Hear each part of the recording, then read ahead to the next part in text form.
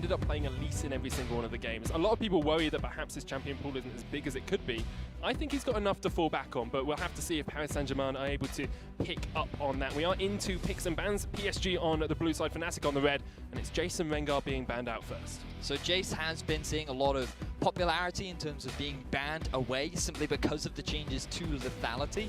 He is very potent right now, especially if you've seen over in North America just lethality builds in general are being picked up left, right, and center. And Jace is one of those champions that can be flexed into mid and top, and you just kind of want to get him off the board. I want to talk about this Syndra because in the first series of today, we saw it neither banned nor picked in either of the two games as far as I recall. I know Nisqy and Blank can play it pretty well. Why do we see PSG putting so much priority on it? Well, it could very well be that they're just respecting the possibility from Nisqy. He was that sort of mid laner that liked to play Assassins. Looking back, he played a lot of Ryze, Cassio, and Syndra. So it's something that he, as a player, is very comfortable on. It is still very strong in the meta, even though more answers have come out towards it. And it looks like the PSG are just saying, we're going to target ban some of your comforts. That's why we're seeing Syndra and also the Lee Sin. A lot of knowledge here from PSG, a lot of respect, as you said, those target bans coming out. Fnatic here trying to work out exactly what their last ban is. Oh no, they're not. Camille is still on the cards. Ban out Camille, Fnatic. Oh, they could leave it open, of course. We have seen some teams do it. We've seen it even get this to morning the from second. SKT. Yeah, exactly. But not today. No, not today. Camille banned out. I still... We tricked you, man. You activated my trap card. So now, priority likely to be either... Kha'Zix in my head is sort of the priority that you have to... The fact that Fnatic Academy, we've already talked a lot about early game junglers for Broxah. If you have that Kha'Zix left available, it kind of has to be the priority, especially when Shen is up too. It's a rotation that we've been seeing a lot from a lot of teams internationally, just because of how strong it is. That's Shen in the top lane, but actually, it's going to be a Ryze locked in straight away here, so Nisqy really wants that, and Broxah's actually going to Ivern, very much a departure from his usual style. Certainly is, and the fact that they've put so much value on this Ryze as well speaks a lot to the prioritization of Fnatic. They want to have that powerful mid lane, and with Syndra gone, it does give this indication that Ryze becomes the next best tier to pick up in the mid, so Fnatic want to get that high-value mid laner. But the fact that they would go for an early Ivern with Kha'Zix still left up and available is very surprising. We saw in game one of the day how easily you can punish that Ivern if you allow a Kha'Zix to run for it. However, Kha'Zix can be banned in the next rotation now because no Kha'Zix pick here from PSG. They've gone instead for the Zyra and the Cassio, rounding out that bottom lane and picking the mid lane counter in towards the Ryze. I'm also very counter in inverted commas. I feel as though if you're Fnatic Academy now, you just go for the Shen. You either, I mean, you can also go through the 80 character. Like my draft phase is completely you're off. Like 3% on this draft phase thus far. Wow, they are. I mean, it definitely makes sense. You don't want your 80 carry pinch. Jhin is a very strong 80 carry. We've talked a lot about lethality and how potent it is on the current meta, but as we've already been discussing, junglers now have to be the pinch if you're Fnatic Academy. You want to get Kirei off something that he's comfortable on. In the past, he used to play a lot of Rek'Sai. Yep. And now with the Courage of the Colossus nerfs, Rek'Sai's kind of fallen off, so I'm curious as to what he moves towards. Rek'Sai's still okay. We still do see it in a few games, but as you say, it has fallen off quite a bit. And actually, I wouldn't even be surprised if Fnatic Academy decide to ban that one away as well, because they can just focus on that. I actually prefer that jungle. ban. Yeah, I like Graves. You're right. Again, lethality, that's the reason why you're seeing more of him. He scales very nicely. He can match very similarly to the Ivern in the sense that you just want early scaling. You don't really want to go for those early ganks. So you just spend all of your time in the early game just farming, pick up 1 or 2 items, and then what you lack in utility, you certainly make up for in damage. So PSG have gone for the Fiora and Karma bans here. It's not as focused a second ban phase as we usually see. Usually you're trying to isolate one lane and push them towards an A tier pick rather than an S tier pick or a B tier pick. Here they've split it between top and that support. How much is that going to help them as they get into the next phase? Well, I feel that it doesn't make a huge amount of sense because the option for Fnatic Academy is the Misfortune. They also could have gone for the Malzahar if they wanted to. They had a lot of freedom, so the fact that they would ban away a Karma, I feel is surprising. One of the biggest surprises to me, though, is the fact that Shen is still up.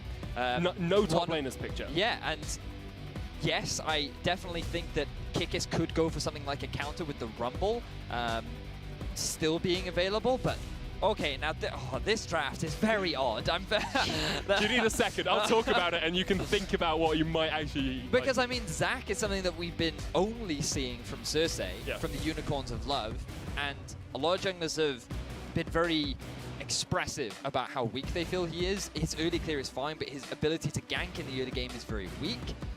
Now, this is fine. I think this is a perfectly fine draft. The fact that PSG are going for a tanky jungler and then damage in the top lane because they're respecting the possibility of Shen definitely makes sense. Now, if you're Fnatic, you could go for something like a Cannon if you wanted to play into the Rumble, or you just trade off for the fact that, hey, we want more team fighting. So we go for the Mariko or the Shen, and we just go for something scaling that, hey, we might struggle in lane, but with good, we outscale. That's the priority, right? Well, you picked one out of those 10 picks there. I got one. One. You got the Maokai just before it was locked in, so well done you. Paris Saint-Germain rounding out their roster, as you said, with that Rumble. Seems very magic damage heavy on that PSG side. It really, really is. And that's something that they have to factor in, because you have to remember that you're going to see a lot of magic resist from the Ivern just naturally, given that you go for the Athene's and Holy Grail, which was buffed in terms of its actual magic resistance that it gets, and you go for a Locket or the Iron Solari, so you're going to naturally have a lot of magic resistance and a lot of shields on the Fnatic lineup. I think the only concern that you have is that Misfortune isn't really considered damage either. You pay her very much for lane. Yes, she's going to build towards that Black Cleaver later on, and she can be effective in those team fights, but the main damage healers are going to be Jhin and Ryze. And if you shut out one of them, your whole composition loses a lot on damage. So it feels a lot actually like the Fnatic composition we saw yesterday, where they played the Corki and the Varus and only had those two damage dealers. And the Corki got shot down in the early game, and they just weren't able to do anything later on. And it's something that we've seen multiple times in the LCS in general. If you are going to go for like a double tank composition, you kind of need to compensate for that by having this hyper damage support. And that's not to say that Misfortune can't become that, especially with the lethality changes, but that's not to say that it's going to be that easy to get there, you know? So I think that this will be a close matchup. I am looking forward to it. Are you excited? Are you honestly excited? No, I am not excited. I'm looking forward to it a lot as well. You have to feel that these two teams are teams that will be near the top of the table. That's the expectation. With the amount of investment that has been put into both these teams, with the organization backbone that both of them have, I think that we're already looking at what could be the two teams fighting for that top spot. Well, we'll have to wait and see as we get into the game, or into the pre-game loading screen. If you think PSG are going to win, make sure you do hashtag PSG win. And if you think Fnatic Academy are going to win, it's hashtag FNA win for them. Make sure you tweet at us as well so we can hear about your hashtag EUCS big plays as they happen. I'm sure all of these players will be looking to make those highlight clip moments. Tabasco came very close to making a big play. Unfortunately, he ended up giving a double kill over to Katarina, but now there are plenty of other opportunities to try and find that. So you could say Selfie got the hashtag EUCS. Maybe, could have been. Yeah. That too. But it's all up to the public to decide. Now, your vote counts. Yes, it does. Every single vote counts. Let's talk a little bit about this bottom lane. We always talk about push pressure in the bottom lane. You know, Varus, Zyra do have relatively good push pressure in the lane with the plants, but MF Jhin as well, perhaps slightly slower on that push. Well, the good thing is that Misfortune naturally does very well into Zyra because of how easy it is to clear away the plants. So in terms of trading back and forth, the damage output is much stronger from the side of Fnatic, but the actual wave clear is greater for PSG, simply because you have the Varus Q, you have the Varus E, you have all of the Zyra skills to help clear through those waves, along with the plants to try and force them back. So it should be a fairly even lane. I think it's going to be very reliant on who can get that early level 2 and go for that early push. This is why you're seeing Sproddle move up aggressively. He wants to try and get these plants down so that he can go for that early push and start to play aggressively. And if they get the early level 2, that's where they can get a big swing. Having Kire play the Zac as well means that he can take that first buff pretty unaided, which allows the Zyra to stand in the lane and get those plants down a little bit easier. We can see, you know, Mr. Rales and Cly were there trying to stop any plants going down early on, and that seed there can actually play quite an impactful role in that lane if it gets procced properly. Broxah might actually go for an invade here on the Ivern, but there is a ward and will spot him out as he goes around, so PSG will know this is happening. Honestly, good response from PSG to realize the potential early invade from the Fnatic jungler. This means that Kyrie can change his early jungle path to get himself the enemy blue buff, and he shouldn't be at too much of a risk. You just have to be careful of the clear speed from Broxah, because now he's going to be able to rotate back up to his red buff, clear that one out, and it shouldn't be too long for him to then move quickly to his blue. So just something that you have to be aware of. Actually deciding not to do it. So Kyrie is actually just going to go round instead of trying to get that counter out, because of the vision control from Niskiz. He went round, so not going to get that buff, going to be 3-buffed by this Ivern, but it's not the end of the world. XP on those bigger camps was changed quite a while ago, meaning that it's not too detrimental to you if you do lose out one or no, it is if you lose out both your buffs, but one buff isn't too big. The biggest problem that you have is that it takes longer for you to get to that level 7 mark, where you have then a couple of points in your E, right? So as a Zac, you want as many points in your slingshot as possible, because then you can use these creative gank paths. So the fact that Brox has denied this experience will delay that, but as you rightly said, it's not necessarily going to hurt him in the early game, because neither of these are really considered early game junglers. It's just the fact that both of them are playing for farm, for scaling, and if you get that early farm, if you get those earlier items before your opponent, then obviously you're going to gain an edge. Did see in the bottom lane, you know, PSG pushing in Mr. Rales and Cly here. Half health on both Rales and on Cly, and I think Rales has popped through 2 of his potions or 2 of his biscuits already. So Pilot and Sprattle do have the positional advantage in this lane, and because, as you say, Broxer isn't the most early game jungler, it's going to take him a little bit of time perhaps to come around for an effective gank in the bottom lane. That's the big thing. You have to keep an eye out on the bottom lane, because the moment Broxer gets full, he could look for a gank in the bottom. There's a lot of vision from the side of PSG, but the level 4 spike from an Ivern is actually quite potent. Especially notice that he's actually got a level advantage over the bottom lane of PSG, and there's a lot of damage from this Misfortune and Jhin very early on, so it's something you have to respect.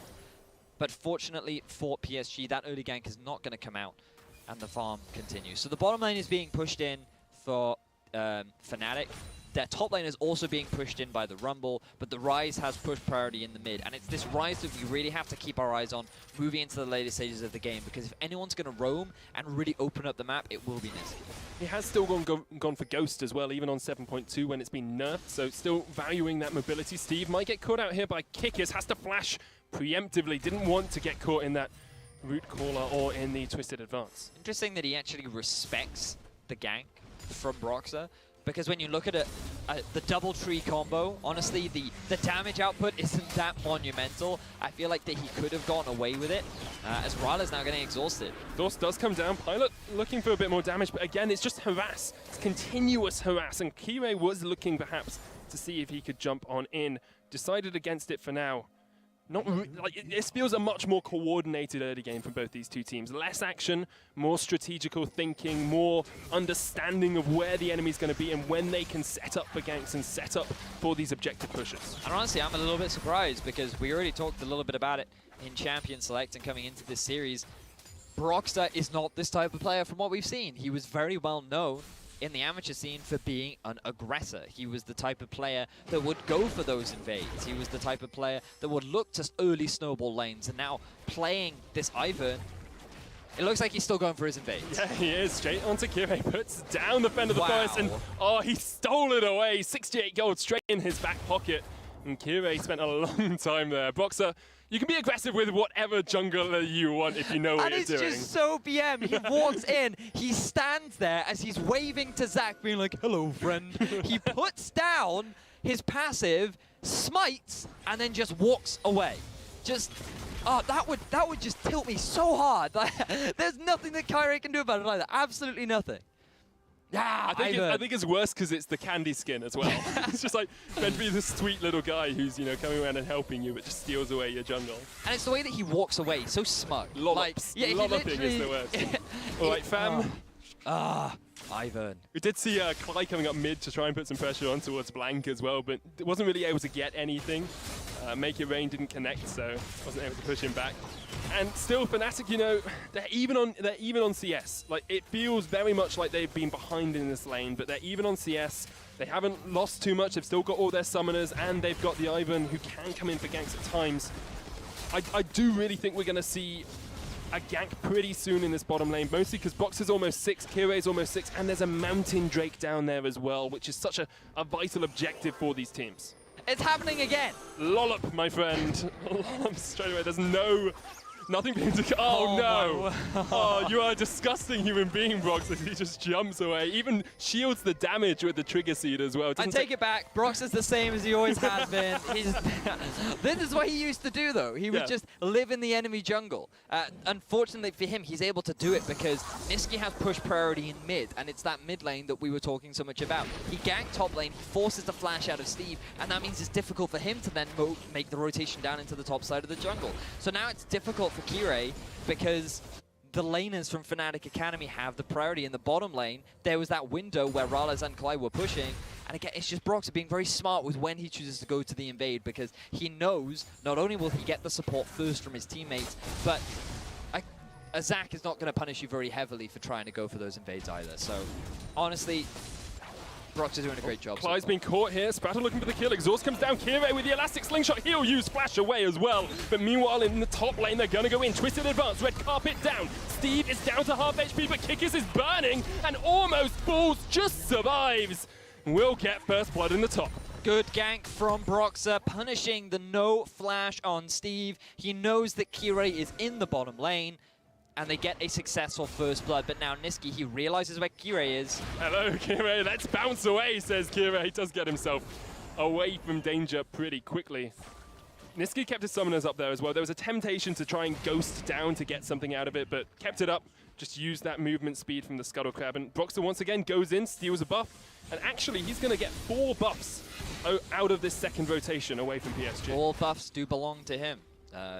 It is effectively his entire jungle right now. But the fact his candy shop. Yeah, it is indeed. Kire, though, the fact that he was able to get a gank down in the bottom lane is going to be a good thing later on into the game, given that Clyde has no flash now, Ralez has no heal. There's the possibility of going for that early dive in the bottom lane. So, you know how bad it feels when you get a jungle, like a buff stolen by the enemy jungler? Oh, yes, I do. You know what feels even worse? What? When your buff gets stolen and then the enemy mid laner also gets the same buff. Oh, yeah. Like, Niski just walked across and took that spare blue buff that was lying around. So, going to be eternally blued up on that rise. You can get red buff too if you want. Yeah, he can just take whatever he wants. Actually, give red buff to Maokai. Extra damage in the trades with Rumble. I mean, you could. Health regeneration. Would you, if you were Ivan, would you give your red buff to your Maokai? No, because Ivan gets it anyway. Yeah, it's going to be better on the Maokai than on the Rise. Do you think so? Yeah, I think Maokai auto attacks. Never mind, he got it. Oh! I should be on the Fnatic analyst staff right there. Yes, it looks like it. Yeah, but Kick is actually doing a superb job here, you have to say, to Steve. Considering Rumble is known for pushing tanks in relatively well early game with the Flame Spit and the sustained damage. He's ahead on CS. Now he's got his Spectre's Cowl and that Corrupting Potion. He's not really taking too much pressure in this lane. This is why a lot of pro teams actually think it's fine for Maokai to go into Rumble, because you are just going to push. Maokai can play super defensively, and even if he falls behind in the laning phase, his team fight value is still incredibly strong, even at a slight deficit. Whereas the Rumble, he is required to get ahead. His whole purpose is to be, I need to not necessarily get a snowball, but I need to be denying this Maokai so that when these team fights come, I have already hit my item spikes, my team fight value is stronger, and you will not be tanky enough to mitigate the amount of damage that I will be able to output. So the fact that Steve is this far behind is we see a gank in the mid. Cleansed straight away by Blank. Didn't want any of that. Needs to get himself out of the root caller. I worry perhaps that, you know, you've got a redemption now on Broxah and a lot of sustained damage from Fnatic Academy. Is anyone actually going to be able to burst, anyone from PSG actually going to be able to burst out Fnatic Academy here before that redemption comes down and before they can disengage and re-engage fights? Well, it's entirely possible when you look at the amount of damage that PSG actually have, because you not only have the Zyra and the Rumble, but then you have the 2 carries of Pilot and Blank, who are going to be hitting very potent mid-game spikes as Clyde. Yeah, hasn't got the flash. You talked about it. Chain of corruption, and it's a chain of death for Clyde. However, Blank not going to land a petrifying gaze, doesn't have the cleanse, doesn't have the escape from Daisy apart from the flash. It's not going to be enough. Niski takes him down. Really good plays from Broxah as Kire going for a gank in the bottom, but prioritizing just that tower. Right. So it's difficult to prioritize anything else because there was nothing else exactly there. That. So good stuff from the side of PSG, getting that first tower blood. Teleport coming in here. Curtain Call has been open. They're looking for an encore after the turret falls. Kire, twisted advance, not quite going to catch him. Niski flashes in, as does Broxah. Pilot is the target, and Pilot will fall to his death as well, taken out by Fnatic Academy. Meanwhile, Steve is trying to get some damage on this top lane tower, but Rumble doesn't really damage towers too quickly. After the quick gank from Broxah in the mid lane, he was very aware of what was going on in the bottom, so they made the rotation. Niski used his ultimate to close the gap as quickly as he could, and they end up getting the punishment. They get themselves 1 kill. They could have gone for a Mountain Drake, decided instead to get a bit of deep vision down, and they're actually looking to get a bit of damage down onto this tower. So no objectives are actually going to be gained from the side of Fnatic Academy, which I think honestly is a bit of a mistake because when you look at the gold, PSG are actually still even. Oh yeah, because of that first tower and because they've been able to push a little bit of a CS lead in a couple of lanes, they have taken that advantage. Let's have a look at this fight in the bottom lane again. PSG getting the turret first. So just before this, you did have the gank mid lane. Want to give props to Broxer for his actual play of that, but then Kick gets with the TP. He uses the root actually a little bit too early because he wanted to follow Kyrie to then be at the very end of the jump so that he could then CC the entire team. But regardless, they're able to land the initial CC down onto Pilot. He does not have any escapes left, and he ends up dropping. So Fnatic get themselves a return kill, but as we talked about, the gold is still very even. PSG have a lot more control in the map, and they can actually move to set up a 1-3-1. If they wanted to, they could have Pilot and Spraddle move to the mid lane. You just send Blanc off to a side lane. He should be able to hold his own against Niski, and he has a tower for defense should he need it. And because he doesn't need the TP, if the Dragon were to start, he could then make a movement for it. Can he hold his own against Niski at the moment? There's a Rod of Ages against him. He has got an Abyssal of his own. When that Rod of Ages starts getting stacked, I'd be worried for the Cassiopeia that the Rise can just, burst her down with that consistent damage from the Overload. I mean, I think it's a bit of a skill matchup because remember that both of them have skill shots, right? If Cassio misses a single Q, then she's going to lose a lot of her damage output. If Niski misses a single of his Qs, he's going to lose out on his damage output. You also have to dodge the Cassio ultimate. There's the cleanse. I feel like right now it would still be in favor of the Cassio because her damage is a little bit more reliable in the sense that you can throw down Miasma and then just like machine gun style. I realised you turned into a hamster for a second there. That's what it's called. It's the hamster chain. The hamster chain. The hamster attack. But yeah, that's why I would give it ever so slightly in favor to Blanc. But for the time being, the fact that PSG have been able to maintain a good gold lead from the early ganks that we saw from Broxer, I think is promising for the side of PSG. And it is, they have got that Mountain Drake as well, so they can perhaps look towards sieging up this mid tower. However, it's very difficult to siege into the bushes that come out. There is the bullet time as well, just to clear out the wave from Clyde. Hasn't really got any damage yet on that build. We do see some MFs going Eye of the Watchers into the Black Cleaver. Could just be a Black Cleaver rush here as well. So far, no swords. Yeah, no swords at all. That's quite disappointing. We had a lot, because Mr. Rales and Pilot both picked up their Yumu, so they would have had quite a few swords, but now they just have one each. We're actually seeing Pilot go for the lethality build as opposed to the teamfight one that we saw earlier on in the day. This one I actually prefer. Mainly, his damage comes from the poke. His teamfight damage is not as good, and what you have to remember is that lethality kind of sucks versus tanks because it's flat. Whereas it's incredible against squishies because it puts you into negative armor values. So if you have 0 armor and someone has 45 lethality, you now have minus 45 armor, which is where all this horrendous poke comes from. Technically not how it works because it's 6. You get 6. Oh yeah. But assuming if you're level 18, right, with the whole lethality max color level casters thing. need to say things correctly. I'm just saying that. Yes, but yeah, working at negative armor is incredibly impactful and gives you that massive damage output that you were talking about. PSG, however, held their own pretty well. You could look at the scoreboard and say, why aren't Fnatic Academy further ahead? And the answer is PSG have played the map slightly better, getting that first tower, getting that first Drake. Mountain helps them out so much as they get later on into the game. There's a point, I think, with PSG as well where they spike incredibly powerfully as a team. When you get 2 items on Varus, 2 items on Cassio, 2 items on Mumble, your team fight is incredibly impactful. And Fnatic Academy tend to be a little bit later, perhaps half an item or so later on. Well, I'd actually argue that they both spike at about the same time. Rales, I'm curious as to whether or not he goes for the Duskblade second or whether or not he goes to the Edge of Night. I've seen a couple of variations depending on what the Jhin values more, whether they want that early magic resistance, which would make sense against the composition that he's going up against from PSG. But if you just want that more damage, then you can just rush the Duskblade of Drakthar. But the thing is, I feel like the damage is a little bit safer from Fnatic because you have this front line of Rise in the sense that you have all this utility support from Broxer that it enables you to just chunk out all this damage. And we saw this from G2 actually earlier in the week where the Rise just would not die. You follow that up with the Misfortune ultimate and you have a Jhin on the backline just shooting out his curtain call, then I actually think that the Fnatic Academy damage is actually just a little bit safer, whereas PSG need to close the gap. They need to set up a flank. They need to have that Rumble ult lay onto you, and there's a lot more setup as Clyde gets caught out. Will flash away as well. Trigger Seed down. Look at the damage from the arrow downtown. Kick is caught out a little bit by Steve as well. Trying to join the fight. Here is Kikis in the front line. Pilot's so low. Curtain call comes down as Kiri gets locked out of the fight as well. PSG will retreat, but they lose Pilot straight away in the fight. Pilot getting caught out of position once again. Honestly, good response from Kikis where he could have been the one caught out. He turns it around on PSG. They end up getting the kill, and now they're looking at this tier 1 in the mid lane. They do currently have the kill advantage, but the gold still stays the same because Fnatic yet to take any objectives on the map. First Dragon of the game went over to PSG, first tower.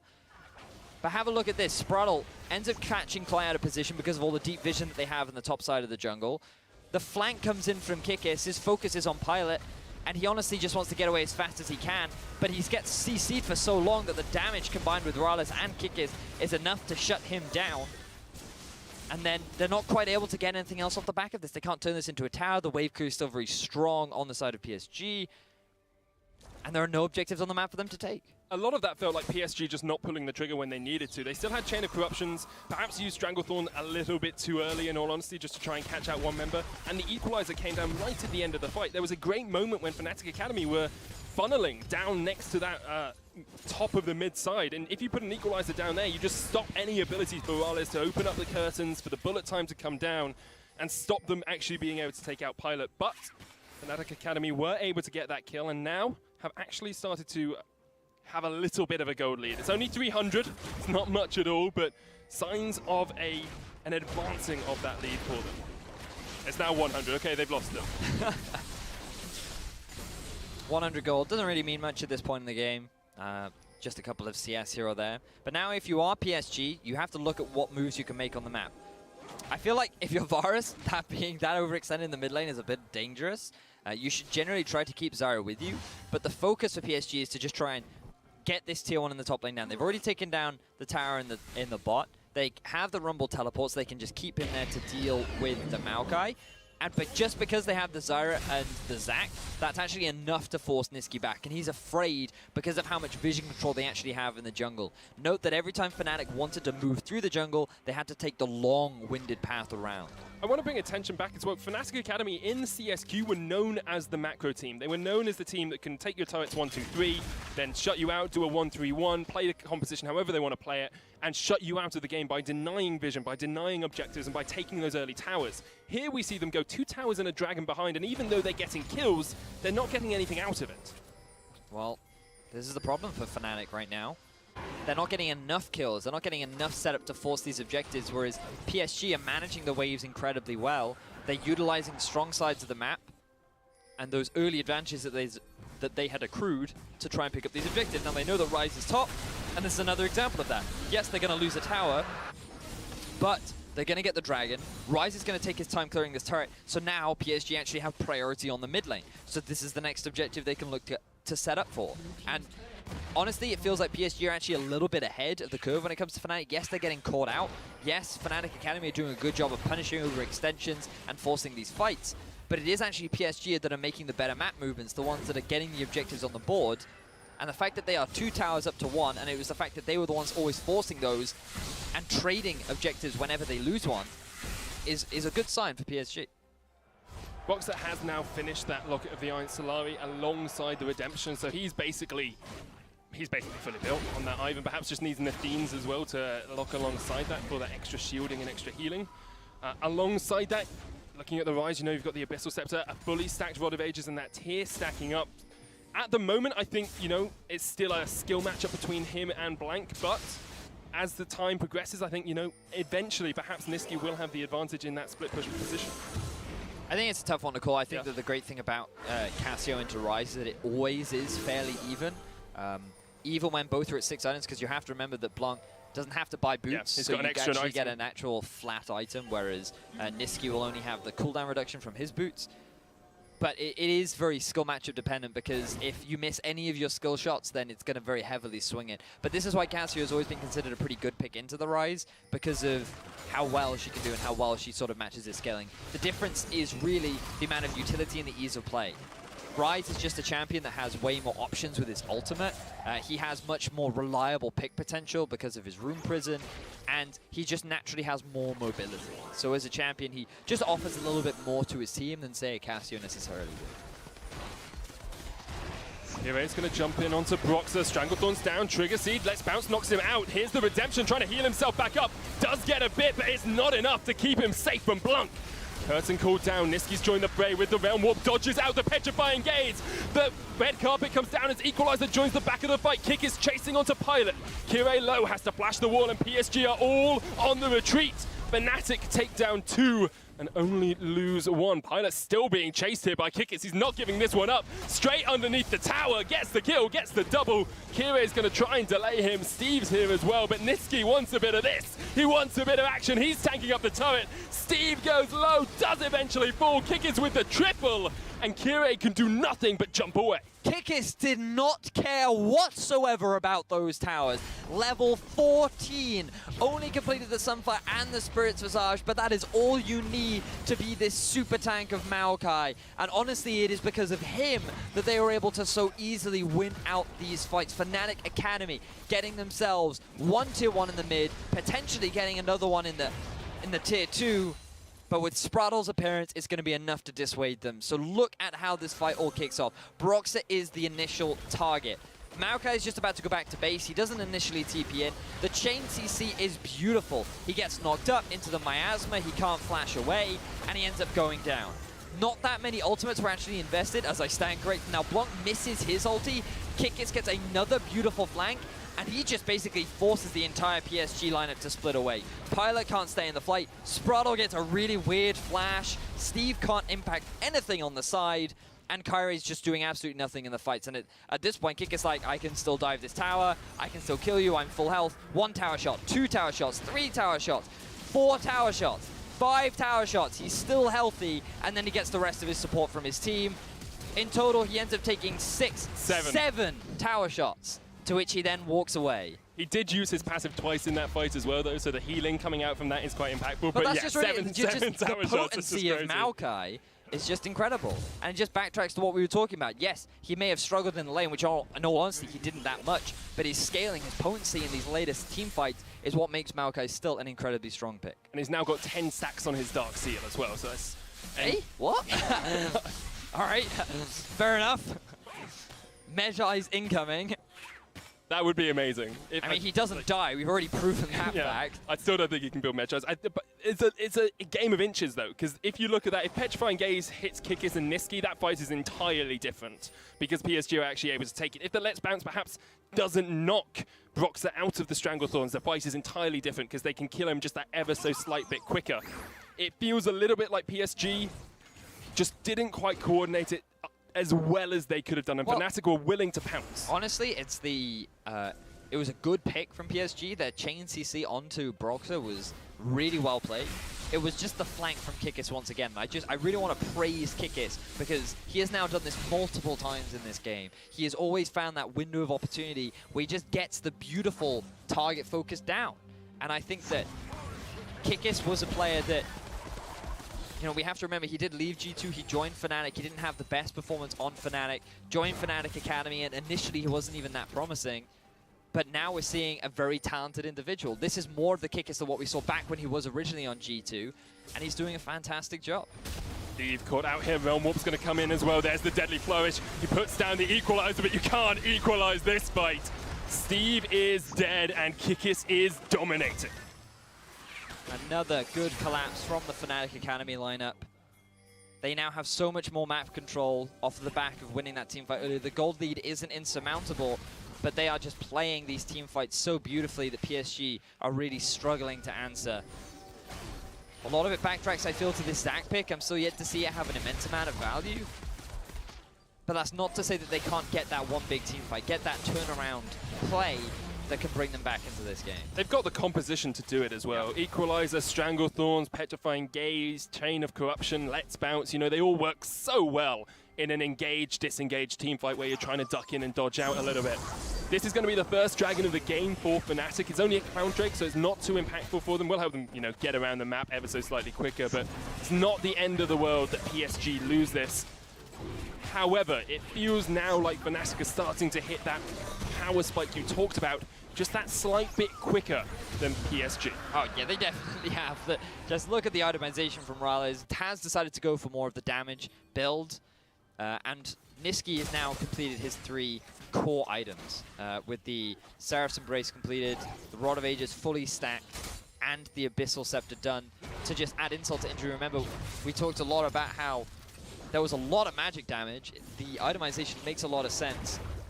And when you have all the support from Broxah and Kikis as a frontline too, it's very difficult to shut down this Rise. Speaking of itemization against magic damage, it looks like it's a Hex Drinker coming out from Mr. Rales as well. So even more magic resist for the team, and that shield as well, keeping him a little bit safer. Could of course be an Edge of Night as well. You actually get a surprising amount of magic resistance from that item too, so definitely a worthy pickup, and it synergizes nicely with the build. Part of the reason as to why Jhin has become so popular and potent in the current meta. But looking across the board, if you're Fnatic now, Baron is the name of the game. You want to be sending up a lot of deep vision. You want to try and force PSG to come and check to try and clear out this vision. Then you can either get a pick, or maybe they just get too afraid and the Baron gets rushed down by Fnatic Academy. They have a lot of options. I feel as though you should potentially send Kikis down to the bottom lane, or you can just rush the Baron. Just go for it. There is a ward in the pit, though. It has been spotted out now. Baron down to 8,000. Here's the TP in by Steve. Fnatic immediately disengage, realize they don't want this one, and back themselves away. You don't really want to be fighting when Baron is pounding down on you as well. PSG with the TP do have to burn it. It means Kikis now has the push priority in towards Steve, because of course he's still got his teleport up. And Fnatic can just reset and wait again for that Baron fight. I'm not entirely sure why Fnatic decided to just force it. Yes, you get the TP out of Steve, so now if you send Kikis to a side lane, Steve has to sort of make a decision where he goes, do I go side lane or do I stick around for the Baron? In that respect, it was pretty good, but at the same time, I feel as though Fnatic could have just played the bait game, you know? There was the possibility of getting that pick by just clearing out all the Baron vision. You can see right now on the mini-map, PSG have just been allowed to reclaim all of that vision because Fnatic go towards the Baron, they then immediately disengage, and they lose a lot of control. So perhaps they just wanted to force that TP. Maybe that was their main objective, in which case they were successful.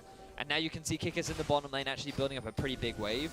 And now they're starting to clear out the vision. So this is more of what I wanted to see from Fnatic. Well, getting the TP out does allow them to do this a little bit easier as well, because Kikis now has the advantage in that lane. He's got Iceborne Gauntlet as well, so just can push this turret down pretty easily, in all honesty. We'll take that down, backs away to make sure he's not being collapsed upon. PSG with a double control ward, just making sure they've really got that point locked down. Kire's going to jump in onto Broxah. Blank with the miasma, trying to get the damage down on towards his Ivan. Chain of Corruption comes out as well, but Mr. Rales happy to open up the curtains as the call comes out. Fnatic won the fight. Kikis with the flank once again, straight onto Blank, cleanses away. Daisy knocked up, and Fnatic disengage. It's a lot used there by PSG, but also by Fnatic. They use the TP and the flash from Kikis. So they might just turn around to Baron and say, we've got to go for this now.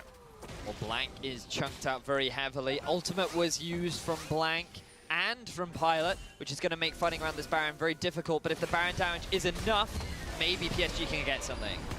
PSG stepping forward, of course the bushes locking out that Baron from their vision. Kire is off towards the side, Blank low, Niski jumps in, but the Seraphs is huge and the petrifying gaze takes him out. Fnatic now engaging onto the backline, Pilot's dead. Kire the new target, Fnatic just unstoppable as Kikis dives in once again. They'll take out Kire, they'll take down Pilot, and they'll take their road back towards the Baron once again. The initial flash from Niski was so risky, and he ends up getting punished so heavily for it. But fortunately for Fnatic, PSG end up splitting up. Now, as a three-man squad, can they stop this Baron? This is not over yet. Kikis very healthy. Broxah there as well. PSG looking for the push. Kikis walks into the miasma. Baron is only at 7,000. They haven't got the rise. They haven't got that sustained damage output to take it down, and they have to back away. PSG force them away.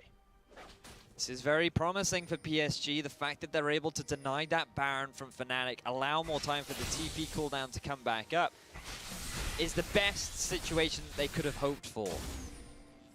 Very unfortunate for PSG as a whole, in the sense that that could have been a one-team fight, but then as Fnatic Academy decide to engage, they split up. So you have 3 members running through the jungle, the other 2 members running towards mid lane, and if they had just been able to stay together, if they had a little bit more room and freedom, then PSG may very well had more of an opportunity to close out that fight and maybe get themselves the Baron. But what you're seeing is, it is not entirely over yet for PSG. They have a good team fight composition. The Cassio still does a lot of damage, especially with 4 items completed.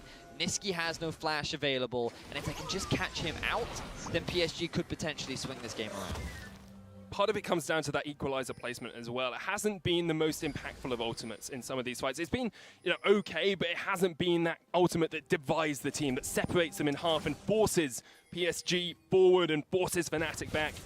Steve now has the Leandries, the Zhonyas, and the Void Staff, so he will be looking for those huge equalizers. He'll be looking to get into that front line. Fnatic Academy currently looking to see if they can catch out Kire, but not going to be able to collapse on him. Once again, they just step forward, get their vision line up, and deny any vision that PSG might have had around the Baron. Honestly, the problem for PSG is the amount of magic damage they have. Look at all this magic resistance coming out from Fnatic as they now look to rush down the Baron. Got a little bit of vision on it. Kire is here. It looks like Fnatic Academy are going to disengage because Pilot is dead! Caught out, the Realm Warp in, and now Steve, the new target. Equalizer comes down, but once again, isn't gonna do a whole lot. Steve taken out by Kickers. He is legendary on this Maokai, and Fnatic Academy will finally secure the Baron. Honestly, you have to criticize Pilot for this game. He has been caught out a fair number of times. He had his flash. He knew that the W from Jin was going to be coming out. He could have looked to just avoid it, and he doesn't. I'm not even sure why Pilot is the first member walking towards that Baron pit. Many question marks surrounding his positioning and play so far from this game, but nothing can be taken away from Fnatic Academy's ability to collapse on that fight. The Rise ultimate being used to set up the flank, to get all the kills necessary in order to take down the Baron, and now, looking incredibly decisive, they are moving towards trying to break into the base of PSG.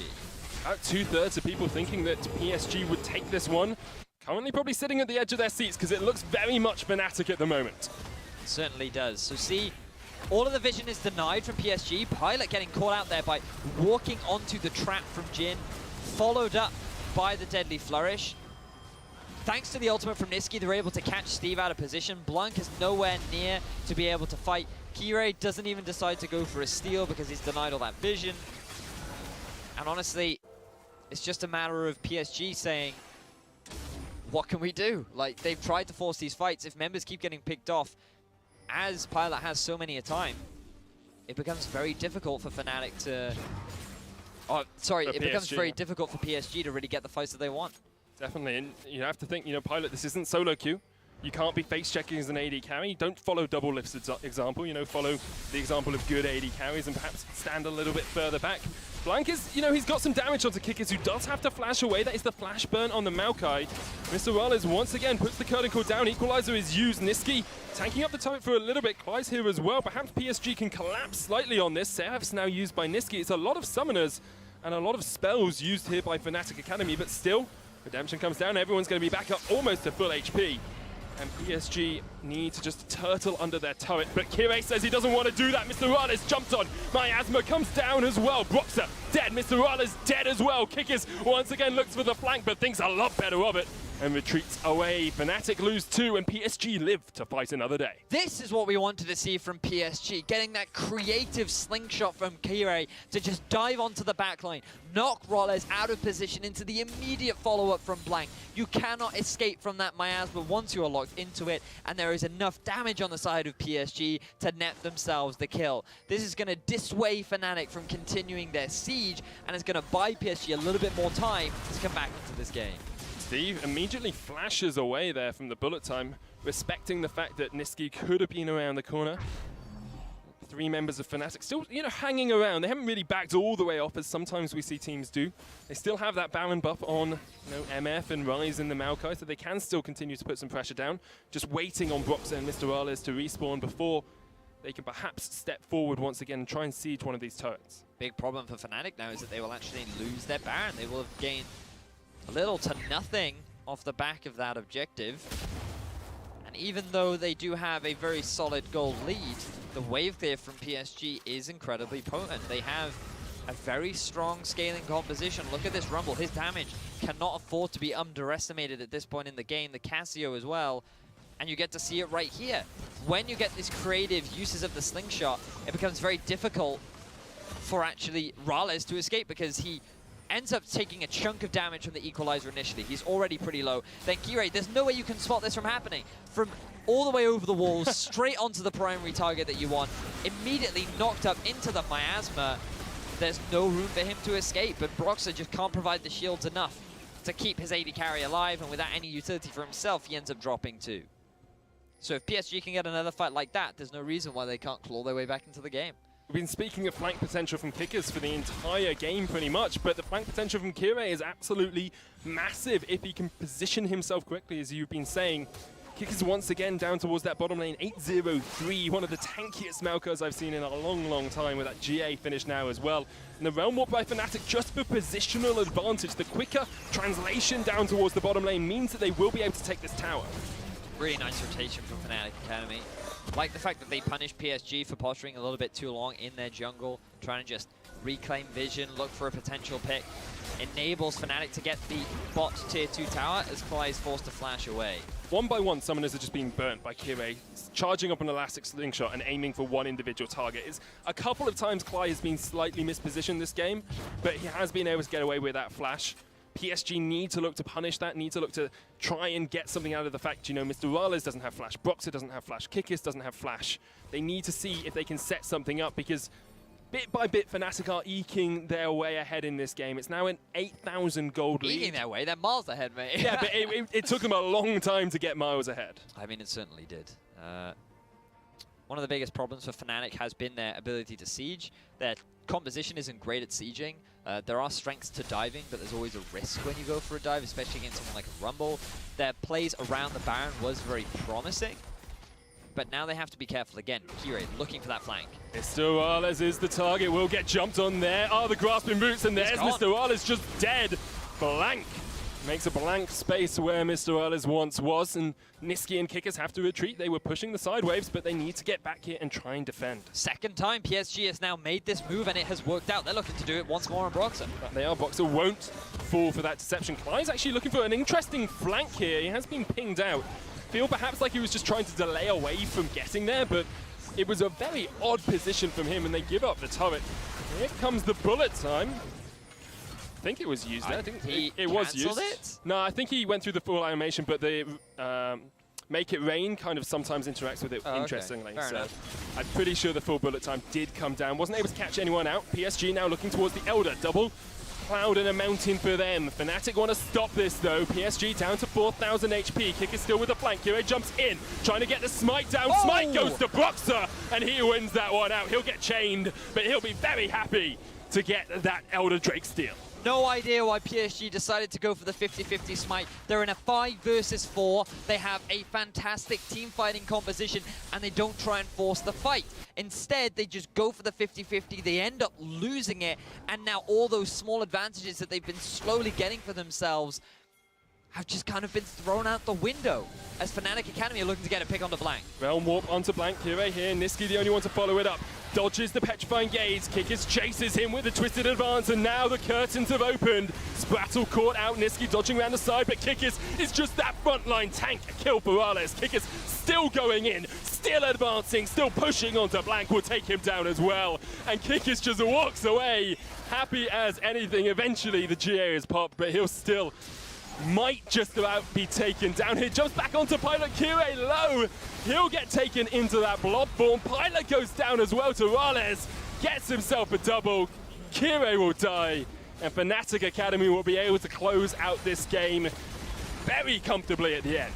Fnatic Academy get the cleanup fight. They have the Elder Dragon, and they have a big enough minion wave in the top lane to move towards the Nexus and close out game 1 of this best of 2. Great play by Fnatic, stealing, oh, wow, that was an interesting vocal thing. Stealing away the Elder Drake, taking the Nexus towers down. They'll go 1-0 up over PSG. And PSG seem to have a mountain to climb to get back into this series. Honestly, props to Fnatic Academy. The early game was what we expected from Roxa.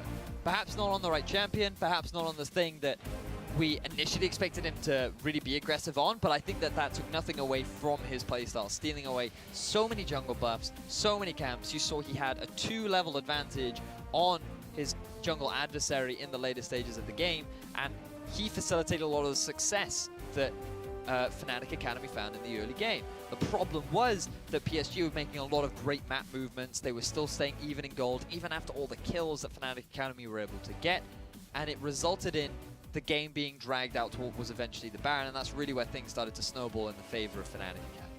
It just felt a little bit like PSG didn't play the early game quite as well as they could have done. A few people got caught out, like especially, I say early game, kind of the mid game, when things actually started really happening in the fight. Pilot getting caught out. Sparta was using his Stranglethorns very aggressively a lot of the time instead of for the disengage that comes with the Zyra, and they just kept getting engaged on, and Kickers, he played an absolute blinder. Oh, he did. On that Maokai. That was a very impressive performance from Kickers. Nothing but respect for him. It was really enjoyable to see him have such a massive impact on that Maokai, and you can see why they put so much value on it, because to be honest, like, he did a great job that game. Yeah, I think he ended something like 10-0-3 or something crazy. He Absolutely didn't even die either. Great play by him all round. Well, we're going to go to a quick break as we ready ourselves to get into the second game here between Fnatic Academy and PSG. Make sure you stay tuned, because if that first game is anything to go by, it's going to be an absolute stormer. But meanwhile, in the top lane, they're going to go in. Twisted advance, red carpet down. Steve is down to half HP, but Kickers is burning and almost falls, just survives. Kickers caught out a little bit by Steve as well, trying to join the fight. Here is Kickers in the front line. Pilot's so low. Curtain Call comes down as Kirei gets locked out of the fight as well. Pia Curtain Call down. Niski's joined the fray with the Realm Warp. Dodges out the Petrifying Gaze. The red carpet comes down as Equalizer joins the back of the fight. Kick is chasing onto Pilot. Kirei low has to flash the wall, and PSG are all on the retreat. Kirei is off towards the side. Blank low. Niski jumps in, but the Seraphs is huge, and the Petrifying Gaze takes him out. Fnatic now engaging onto the backline. Pilot's dead. Kirei the new target. Fnatic just unstoppable as Kickers dives in once again. Kirei is here. It looks like Fnatic Academy are going to disengage because Pilot is dead. Caught out, the Realm Warp in, and now Steve the new target. Equalizer comes down, but once again isn't going to do a whole lot. Steve taken out by Kickers. Fnatic Academy get the cleanup fight. They have the Elder Dragon, and they have a big enough minion wave in the top lane to move towards the Nexus and close out game 1 of this best of 2.